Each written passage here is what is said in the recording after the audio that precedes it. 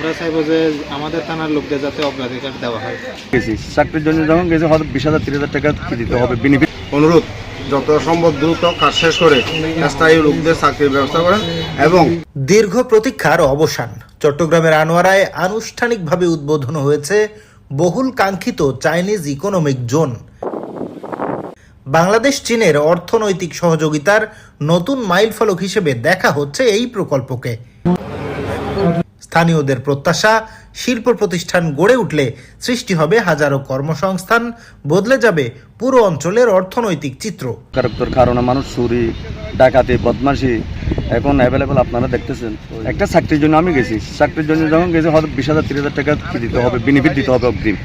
সেই 20,000 30,000 টাকা একত্রিত করতে পারছে না বিদায় আজকে সেই আবার বেকার হয়ে পড়ে যাবে মাঠে।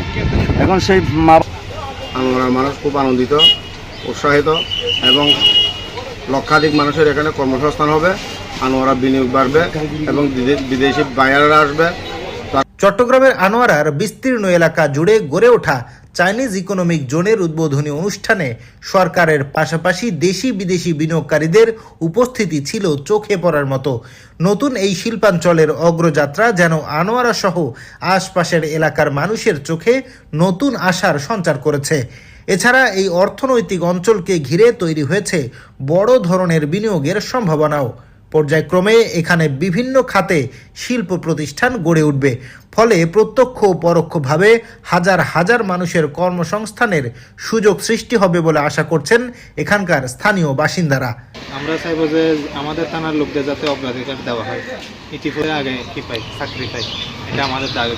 আমরা তথা দক্ষিণ চট্টগ্রামের ছেলে মেয়েদের যাতে 100% কর্মসংস্থান নিশ্চিত করা হয়, এটা অত্যন্ত দুঃখজনক ব্যাপার।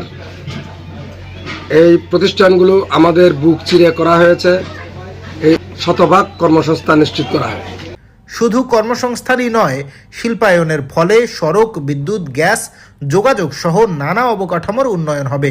সেই সঙ্গে বাড়বে ব্যবসা বাণিজ্য এবং স্থানীয় অর্থনীতিতে আসবে নতুন গতি। দীর্ঘদিনের অপেক্ষার পর আনুষ্ঠানিকভাবে যাত্রা শুরু করলো চাইনিজ ইকোনমিক জোন। এখন স্থানীয়দের একটাই প্রত্যাশা, দ্রুত শিল্প কারখানা স্থাপন করে কর্মসংস্থান সৃষ্টি করা এবং এই অঞ্চলের মানুষের জীবনমানের বাস্তব উন্নয়ন নিশ্চিত করা। সরকারের প্রতি আমাদের এলাকার অনুরোধ যত সম্ভব দ্রুত কাজ শেষ করে স্থায়ী লোকদের চাকরির ব্যবস্থা করেন এবং